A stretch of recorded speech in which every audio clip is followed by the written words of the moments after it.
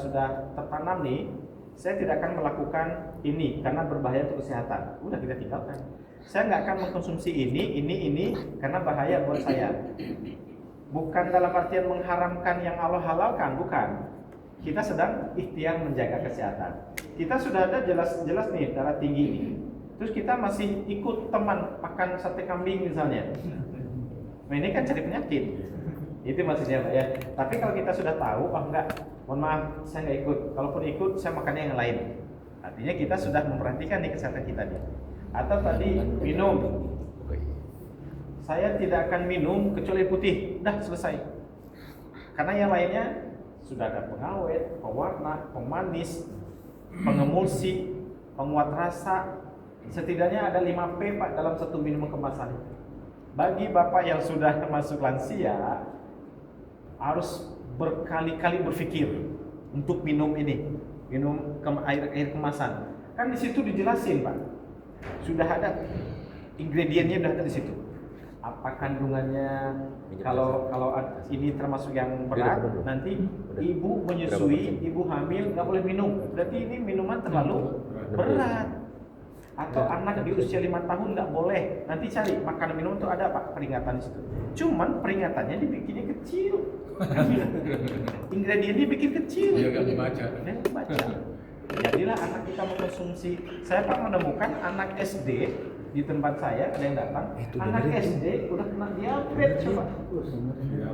Mana ceritanya coba? Dulu zaman dulu Bapak pernah dengar nggak anak-anak diabetes di zaman dulu? Nggak ada. Walaupun tidak normal juga sih sebenarnya, orang tua, oh wajar lah udah tua, nggak wajar juga sih sebenarnya. Mestinya ya kita tauladan kita jelas Rasulullah SAW usia 60 itu masih perang itu masih menang perangnya, coba kebayang nggak tuh seberapa kuatnya itu. Nggak usah terlalu jauh kita ke Rasulullah. Saya di Darut Tauhid Pak, di Gelong di Bandung, Aagim push up-nya belum ada santrinya yang bisa mengalahkan beliau push up. Bayang nggak itu kuat fisiknya? Wajar nggak beliau punya lebih dari satu istri? Tapi kan dihujat karena nggak paham. Beliau kalau wall sit itu bisa lebih dari 3 menit. Kita 1 menit udah ngegetar. Nanti kita cek semua seberapa kuat otot quadriceps kita melakukan wall sit. Kalau kurang dari 1 menit berarti gugur. Ya nggak boleh Mip, nggak boleh lagi, nggak boleh nambah. Ini kan saya kan di usia 58 sekarang nih selalu konsumsi ini Pak, amlodipin. Berapa mili Pak? Itu yang saya pakai yang 10 mili Pak. Nah itu gimana untuk menghilangkan misalnya konsumsi itu Pak? Saya akan bermuara lagi Pak jawabannya ke sini. Regulasinya itu ada di otot Pak. Nanti Bapak lihat sendiri. Memang nggak instan ya Pak ya. Saya menemukan kemarin nih, saya sebelum kesini itu Jumat ya, pada asar saya ngisi di salah satu masjid jami di Kopo di Bandung. Itu beliau sebelumnya 4 bulan sebelumnya saya pernah ngisi juga di situ. Nah kemarin ngisi lagi. Mereka laporan, Pak saya sudah turun dari 20 mili Pak. Kemarin itu ketemu 5 mili dia minum obat amlodipinnya. Itu regulasinya apa? Bergerak. Salah satunya jalan kaki. Saya udah ini ya, program satu hari tuh 4 kilo 5 kilo gitu. Saya udah programkan itu Pak. Ya. Kalau latihan penguatannya Pak? Belum Ya. Iya. Nah ini sekarang mungkin Pak ya. Nah, kalau yang tadi saya cerita, kalau jalan kaki, lari itu bagian dari regulasinya itu lebih ke penggunaan ototnya. Sementara yang kita perlukan adalah penguatan. Beda ya Pak ya, penguatan otot dengan penggunaan otot itu beda banget. Gini, ketika kita punya kendaraan nih, kita kan kalau berangkat itu biasanya dipanasin dulu Pak ya. Nah, memanaskan kendaraan itu adalah untuk memaksimalkan performa mesinnya. Beda kalau kita pakai kendaraan tanpa dipanaskan dulu misalnya, performanya beda. Ya kurang lebih seperti itulah. Nah, dalam hal ini kita melatih otot itu adalah untuk memperbesar cc kendaraan kita, otot kita. Semakin dia besar nih cc otot kita, semakin kokoh nanti. Jadi nanti regulasinya itu semakin bagus nanti dari jantung kita. Bapak sudah tahu belum mekanisme tensi itu tinggi? Jangan kita nggak tahu ya. Jadi mekanisme itu gini. Kalau saya ibaratkan nih, ini masjid kan punya saluran instalasi air ya, pipa ya. Ada sibel kan ya? Atau sanyo? Apa pakainya sini? Smoothbore atau apa? Sanyo lah ya. Tahu sanyo lah. Terus mesinnya nyala terus menerus, sementara keran satu pun nggak ada yang dibuka. Tekanan semakin tinggi nggak? Pompa yang memompa air, mesin pompa yang memompa air tadi terus-terusan memompa kan? Nah, kalau terjadi sedikit saja bocor itu bisa jadi lebih gede, Pak. Nggak terkendali. Itu terjadinya ketika orang tinggi darahnya, besar kemungkinan pecah pembuluh darah. Makanya dokter membuat obat amlodipin tadi itu untuk menurunkan tekanan tadi. Dengan cara apa? Melenturkan atau melemaskan pembuluh darahnya, Pak. Macam-macam ya. Ada yang melemaskan pembuluh darahnya, atau ada yang menurunkan tekanan dari mesinnya. Tergantung. Berarti kan jantung tuh. Nah, ada nggak cara lain? Ada. Kita buat saluran lebih banyak. Disebutnya vaskularisasi, Pak. Pembuluh darahnya membentuk lagi jalur-jalur baru. Nah, kalau di sini mungkin jalurnya cuma 2 atau 3 misalnya. Coba tambah lagi jalurnya. Supaya apa? Tekanan mesinnya tidak terlalu tinggi. Atau buat rembesan. Nah, ini kerjanya bekam nanti, Pak. Kalau Bapak pernah di bekam itu salah satunya bekerja untuk membuat rembesan air yang tadi dipompa terlalu tinggi itu dibuat rembesan-rembesan kecil. Kalau di rumah sakit, rembesan itu sengaja dibuat di ujung-ujung jari, Pak. Pernah dengar nggak ini, Pak? Ya. Untuk regulasi tekanan darah yang terlalu tinggi. Atau ada juga di telinga. Dibocorin gitu. Dibocorin ya. Fasdu dia ngambilnya di sini, di pembuluh darah besar. Kalau ini pembuluh darah kecil, di ujung-ujung, disebutnya ekstremitas ya. Gitu. Itu penting, Pak. Tapi harus terkontrol. Nggak bisa kita sendiri pakai yang menggunakan. Ini sudah layak dilakukan penusukan di ujung jari atau di telinga. Nanti dokter yang tahu. Gitu. Makanya kalau memang sudah ada riwayat darah tinggi, kontrol ke dokter tuh ya harus supaya terkontrol terus. Nanti Bapak juga tahu kapan harus menurunkan dosis. Kata dokter harus sudah turunin. Jangan kita yang menggila-gila sendiri nanti. Gitu.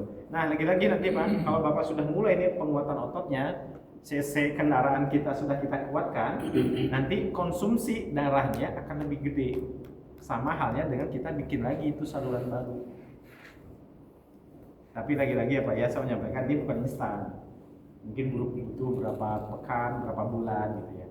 Nanti Bapak bisa lapor nanti ke teman-teman yang di sini. Insyaallah. Kalau penguatan otot itu sendiri sudah banyak ya secara cepat. Banyak Pak.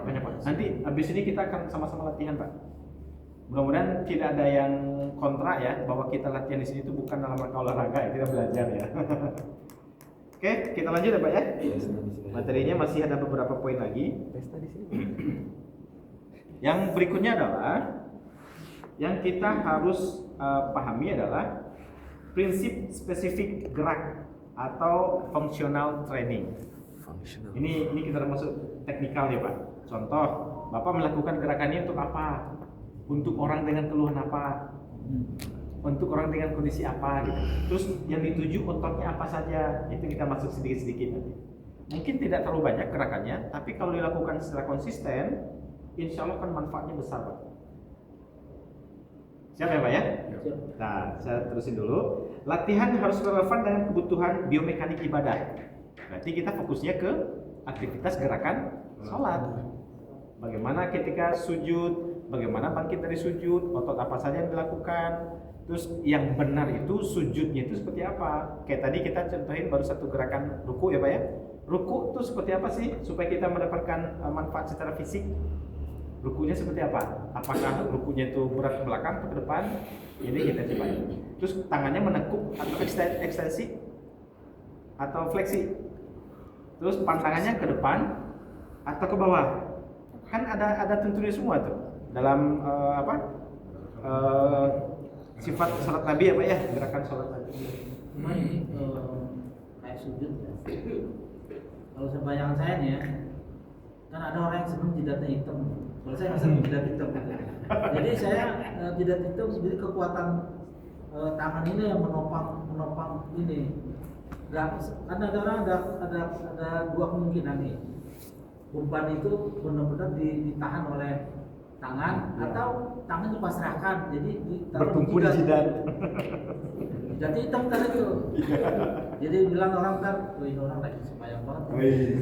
Padahal kan belum tentu juga sih sebenarnya. Jadi ya, Tapi leher kuat. Izin Ustadz, ini bisa kita pakai nggak? Bisa. Saya bisa pakai nil kabel bisa kan? Kabel bisa nggak? Nirkabel nggak bisa. Nggak bisa? Pakai wire, pakai kabel bisa. Pakai kabel bisa ya? Kenapa nggak? Bisa dia? Ini smart Ini TV. ini bukan smart TV, Oh. TV biasa konvensional. Boleh biar terlihat semua ya. Izin boleh Bang ya? Kabel ada kabelnya. Saya pakai HDMI ada. Oh iya, HDMI bisa. Biar biar terang gitu, biar jelas. jidat hitam.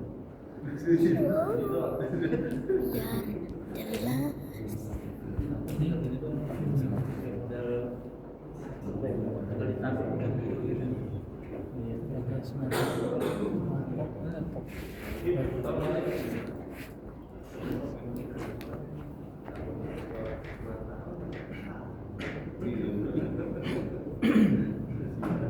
Saya mau nanya juga nih, kayak gerakan ini itu akan mempengaruhi ini ya, ada namanya pijat refleksi.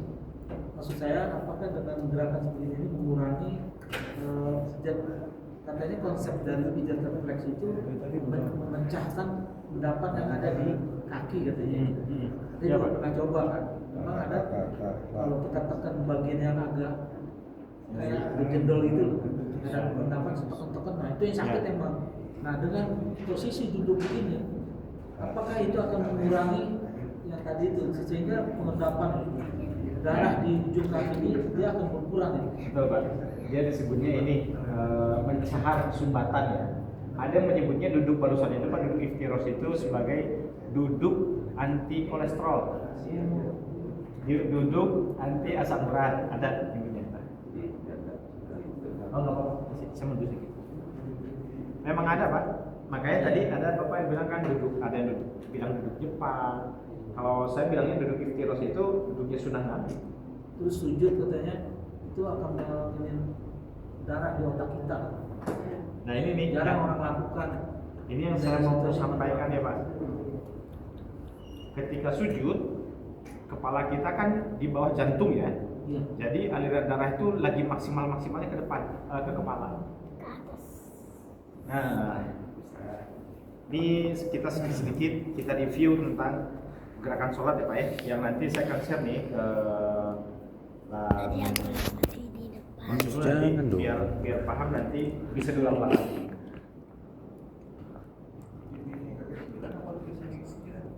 Kenapa Pak? Memang belum saya ini nih. Makanya kan itu. Jangan gitu Iya, Bang, tadi ntar ya. suruh ganti lagi. Tadi disampaikan. Pada protes lagi. Ada merah putih.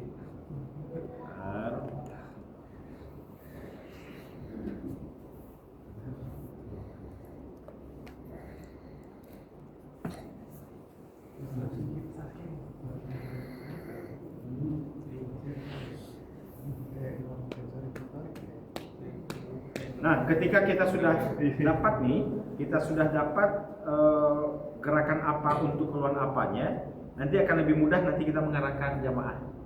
Apa yang perlu kita optimalkan dari gerakan ini? Apa yang perlu kita kuatkan?